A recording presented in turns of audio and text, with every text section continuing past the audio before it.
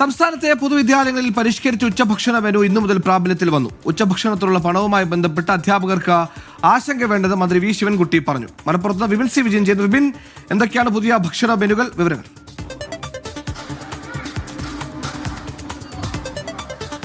സുഹൈൽ, ഇന്നിപ്പോൾ ഇത് ആഗസ്റ്റ് 1-ാം തീയതി മുതൽ പുതുക്കിയ മെനുവാണ്. അതുപ്രകാരം ഞാൻ നിൽക്കുന്നത് GLPS കോട്ടപ്പടിയിലെ സ്കൂളിലാണ്. ഇവിടെ ചിക്കൻ കറിയും ചോറും സലാഡും ഒരു ഫ്രൂട്ടും, അതായത് പപ്പായയും, ഇത്രയുമാണ് ഇന്നത്തെ മെനു. അതേപോലെ തന്നെ ഈ സ്കൂളിൽ ഇനിയുള്ള ദിവസങ്ങളിലൊക്കെ എന്തായിരിക്കും പുതുക്കിയ ഭക്ഷണ രീതി എന്നതിനെ സംബന്ധിച്ചിട്ട് ഇതിനോടകം തന്നെ ചാർട്ട് ഇറക്കിയിട്ടുണ്ട്. മുട്ട ബിരിയാണി ബുധനാഴ്ച, അതുപോലെ തന്നെ വെജിറ്റബിൾ ബിരിയാണി വെള്ളിയാഴ്ച, അങ്ങനെ അതിൻ്റെ ഒരു ചാർട്ടും ഇറക്കിയിട്ടുണ്ട്. കോഴിക്കോട് മെഡിക്കൽ കോളേജ് ക്യാമ്പസ് ഹൈസ്കൂളിൽ ഉച്ചക്കഞ്ഞിക്ക് വേണ്ടിയുള്ള അരിയിൽ ചത്ത എലി.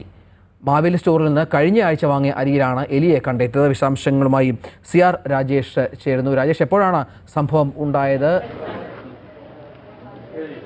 Ranjith, Kozhikode medical college government higher secondary സ്കൂളിലെ ഉച്ചക്കഞ്ഞി വെക്കുവാനുള്ള അരിയിലാണ് ചത്ത എലിയെ കണ്ടത്. 11 മണിയോടെ ഉച്ചക്കഞ്ഞി വെക്കാൻ ചാക്ക് തുറന്നപ്പോഴാണ് ചത്ത എലിയെ കണ്ടത്. അരിയിൽ ചത്ത എലിക്ക് പുറമെ മൺകട്ടകളും ഉണ്ടായിരുന്നു.